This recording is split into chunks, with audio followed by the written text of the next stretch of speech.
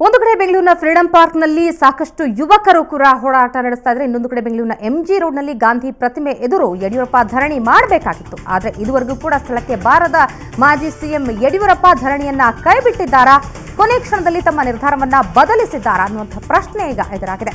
ಪಕ್ಷದಲ್ಲೇ ಸಾಕಷ್ಟು ಅಪಸ್ವರ ಎದ್ದ ಕಾರಣ ಯಡಿಯೂರಪ್ಪ ಇನ್ನೂ ಸ್ಥಳಕ್ಕೆ ಬಂದಿಲ್ಲ, ಇನ್ನೂ ಧರಣಿ ಕೂಡ ಆರಂಭವಾಗಿಲ್ಲ.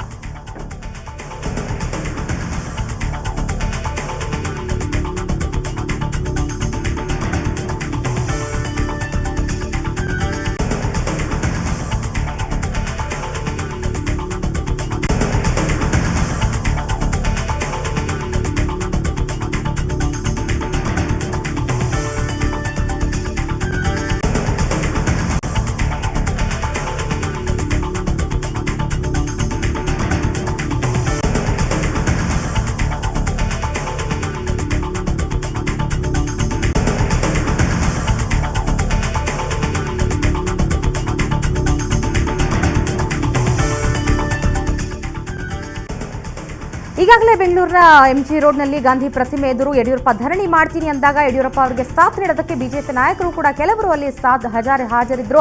ಹೀಗಾಗಿ ಅಲ್ಲಿ ಈಗ ಉಮೇಶ್ ಕತ್ತಿ ಮಾತಾಡ್ತಾ ಇದ್ರೆ, ಬನ್ನಿ ಅವ್ರು ಏನ್ ಹೇಳ್ತಾರೆ ಕೇಳೋಣ. ಯಾವುದೇ ರೀತಿಯ ಮುಜುಗರ ಇಲ್ಲ. ಯಡಿಯೂರಪ್ಪನವರು ಒಬ್ಬ 40 ವರ್ಷದ ಹೋರಾಟಗಾರ, ಇವತ್ತೇ ಏನು ರಾಜಕಾರಣದಲ್ಲಿ ಇಲ್ಲ. ಆದರೆ ಇವತ್ತು ಈ ಸಭೆಗೆ ಅವರು ಕರೆಯನ್ನು ಕೊಟ್ಟಿದ್ದಾರೆ, ಅದು ಬೆಂಬಲಾರ್ಥವಾಗಿ ನಾವೆಲ್ಲರೂ ಪಾಲ್ಗೊಂಡಿದ್ವಿ. ಅವರೇ ಬರಬೇಕು ಅನ್ನೋದು ಯಾವುದೇ ಇಲ್ಲ. ವಿಶೇಷವಾಗಿ ಯುವ ಪೀಳಿಗೆ ಮುಷ್ಕರದಲ್ಲಿ ಪಾಲ್ಗೊಳ್ಳೋದ್ರಿಂದ ಯುವ ಮಂತ್ರಿಗಳಿಗೆ ಮಾರ್ಗದರ್ಶನ ಮಾಡಿದ್ದಾರೆ. Thank you.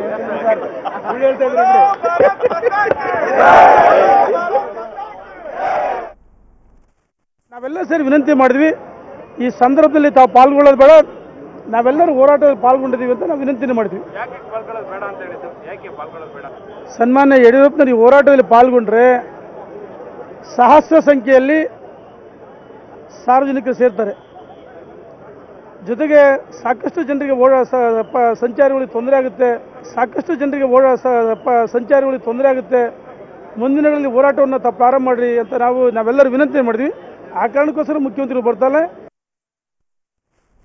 ಖುದ್ದು ಹಗರಣ ಆರೋಪಗಳಲ್ಲಿ ಸಿಲುಕಿ ಸಿಎಂ ಪಟ್ಟ ಕಳ್ಕೊಂಡಿರೋ ಯಡಿಯೂರಪ್ಪ ಈಗ ಧರಣಿಯಿಂದ ಹಿಂದೆ ಸರಿದಿದ್ದಾರೆ. ಇದೊಂದು ಹಾಸ್ಯಾಸ್ಪದ ಅನ್ನೋದಾದ್ರೆ ಸಚಿವ ರೇಣುಕಾಚಾರ್ಯ ಹೇಳಿಕೆ ನೀಡಿರೋದು ಕೂಡ ಹಾಸ್ಯಾಸ್ಪದ. BS5 ಬಂದ್ರೆ ಹೆಚ್ಚು ಜನ ಸೇರ್ತಾರೆ, ಟ್ರಾಫಿಕ್ ಜಾಮ್ ಆಗುತ್ತೆ, ಹೀಗಾಗಿ ನಾವೆಲ್ಲರೂ ಕೂಡ ವಿನಂತಿ ಮಾಡ್ಕೊಂಡಿದ್ದೇವೆ ಅನ್ನುವಂಥ ಸಮರ್ಥನೆಯನ್ನ ಸಚಿವ ರೇಣುಕಾಚಾರ್ಯ ನೀಡಿದ್ದಾರೆ.